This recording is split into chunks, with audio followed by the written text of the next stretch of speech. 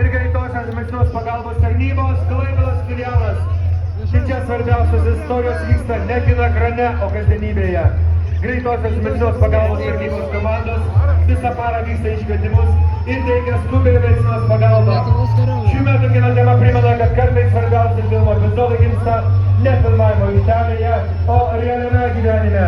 Šiandien jūros šventės eisenoje matome vieną iš tarnybų, kuri kasdien skuba ten, kur jos pagalbos labiausiai reikia.